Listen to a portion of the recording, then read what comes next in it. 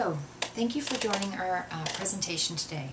Today we'll be reviewing transparency in leadership, which is an important trend in our field of study. I'm Jennifer Stone, and our other contributors are Jacqueline Holloman, Angela Whitfield, and Keyshawn Jones. So, what is transparency in leadership exactly? Well, it's the practice of openness, being transparent in reporting with employees and shareholders regarding business decisions and taking ownership when things go wrong. Transparency entails candor, integrity, ethics, clarity, and full disclosure. So this means conducting yourself in a way that promotes openness and trust. Transparency is a leadership trend which is gaining popularity across many industries.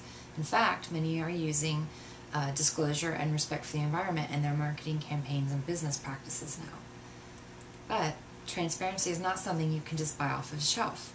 It's a process of change, acceptance, and in a way turning over a new leaf as a manager or leader.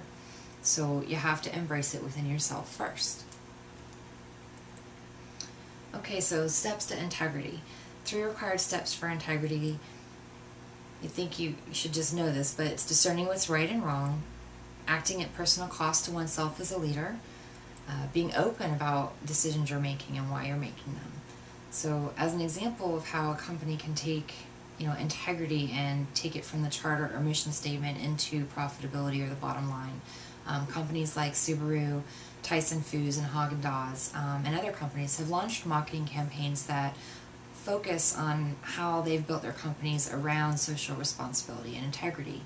They've learned that consumers and employees feel more loyal because they feel they can trust the company. So why has leadership transparency all of a sudden become important? Well, highly publicized corporate scandals involving like Enron catapulted the need for transparency into the spotlight. New laws and regulations like Sarbanes-Oxley came into place, which started a kind of honesty and integrity chain reaction. Also, media and public focus has increased around any company that's even perceived to be doing wrongdoing or hiding the truth or not being open and honest. Truly, they're vilified. In addition, stakeholders are now more savvy. They have internet and social media, so the public can now become easily involved and updated on business events. So, in the early 2000s, America was rocked by a series of highly publicized, extremely heinous scandals involving major corporations such as Enron, Halliburton, AOL, WorldCom, and a slew of others. When WorldCom failed and was put into bankruptcy, we all watched one of the largest accounting frauds in history unfold. In addition, when Enron turned out to be not as successful as it was making itself out to be, there was again public outcry for justice. This all led to the demand for and creation of extremely tough financial reporting regulations. So in 2002, President George Bush signed the Sarbanes-Oxley Act into place, which is a set of mandatory regulatory requirements that all companies, large and small, now adhere to. It largely deals with corporate and financial practices and governance. When President Bush signed it into law, he's quoted as saying, "No more easy money for corporate criminals, just hard time." It really was seen to be the most far-reaching and in-depth financial regulatory changes since Franklin Delano Roosevelt during the big deal time. So, trends in leadership transparency. Integrity and honesty in government bodies is now a big thing. So even in the 2012 State of the Union, President Obama put in a memorandum regarding transparency and open government. In addition, the OGP, or Open Government Partnership, has been formed as well. Also, environmental reporting is on the rise, also called sustainability reporting, dealing with corporate social responsibility. So it's been a largely voluntary approach up to now, but more and more companies are going ahead and wrapping it up into their financial reporting. So it's all one type of report, which gives you a people, planet, profit type of reporting to stakeholders. There's also audit and audit integrity and risk listings, such as the Forbes 100 most trustworthy companies list. It's truly a huge deal to be listed on this. It really highlights the companies that have made the sacrifices to become more transparent and open. There are also new business tools following this trend, like Microsoft CRM. There's a new cloud-based version of Microsoft CRM, which the government is using to improve citizen engagement and really increase transparency.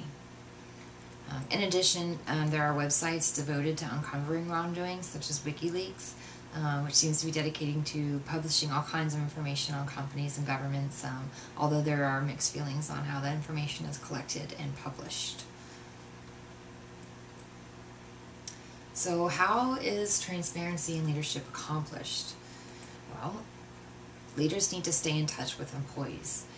Research conducted by the Harvard Business School found that there is a direct positive correlation between spending time with company insiders versus outsiders. So what does this mean? This means that you can walk around the office, that you can say good morning to the employees, that you can go to company functions, you can gauge the level of involvement and interest in company meetings, and also seeking feedback from your employees on your approachability and how can you make changes to make that better. In addition, there's leaders have to be trusted by their followers, and leaders at all levels have to be part of the process. Can't just be at the top, can't be at the middle, can't be at the bottom, has to be all the way through. So how does a leader grow a transparency culture? Ensure, again, that all leaders on all levels are on board. Employees and managers understand business decisions and the implications. Employees and managers are kept in the know. Be a communicator of information. Okay, so what does this mean? Don't just email the quarterly financial statements. You want to not let business decisions flow via the grapevine. Take every opportunity to explain why decisions are made, how they're made, and what implications there are.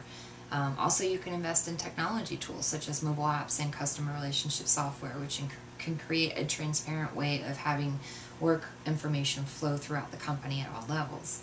Having this open software really makes it hard for anybody at any level to sweep something under the rug.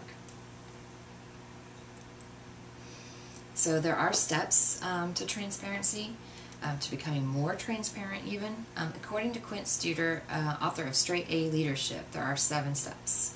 So we'll review.